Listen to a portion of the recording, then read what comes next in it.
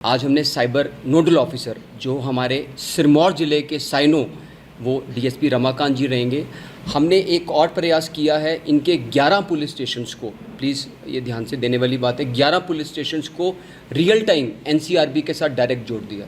That means अगर हमारा complainant थाने में आता है, हमारे थाने से रियल टाइम फीडिंग उनकी कंप्लेंट की हम उसको नेशनल पोर्टल पे कर पाएंगे, एनसीआरबी पे इसकी मॉनिटरिंग साइनो देखेंगे। इनका एक 10 लोगों का बहुत अग्रसर प्रोफेशनल एक साइबर सेल है जिसको हम integrated cyber extended unit ice unit हम पूरे स्टेट में विकसित कर रहे हैं। तो आइस यूनिट को भी हमने एनसीआरबी के साथ जोड़ दिया है। हमें कैपेसिटी बिल्डिंग की ज़रूरत है क्योंकि अल्टीमेटली लोगों की कंप्लेंट हमारे जवान सुनेंगे, हमारे पुलिस के अधिकारी सुनेंगे, उनको साइबर के बारे में पता होना चाहिए। उसके साथ हमें सिस्टम्स की ज़रूरत है, उसमें कोऑर्डिनेशन कर रहे हैं।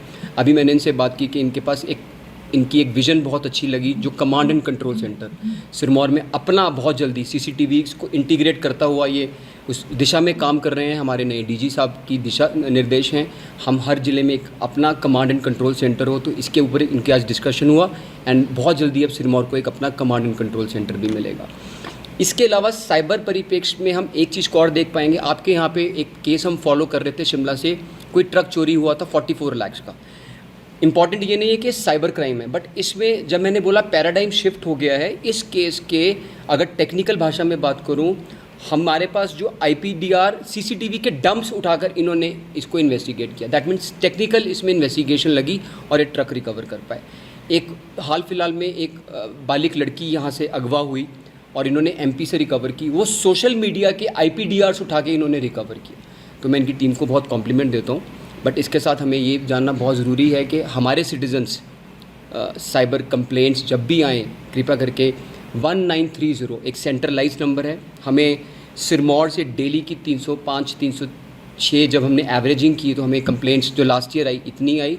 600 प्लस कॉल्स हमें डेली पूरे हिमाचल वर्ष से आती हैं और 6 to 8% परसेंटेज हमारे को सिरमौर ज़िले की रहती है।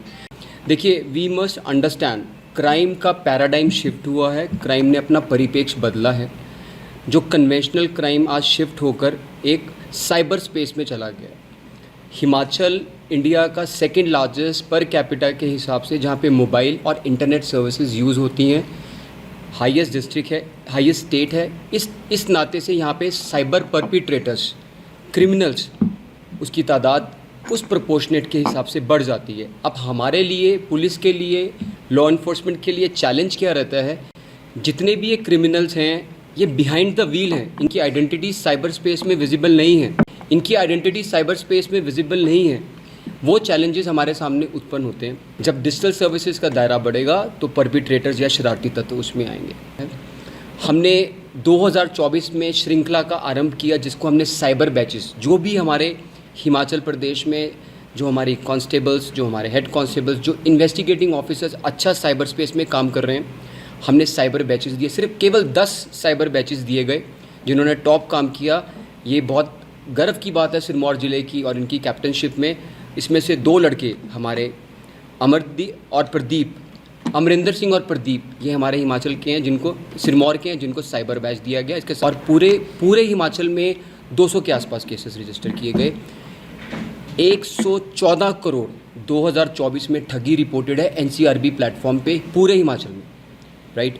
आप मान के चलें हर 15 मिनट में हम 3 कंप्लेंट्स यहाँ हिमाचल में रजिस्टर करते हैं।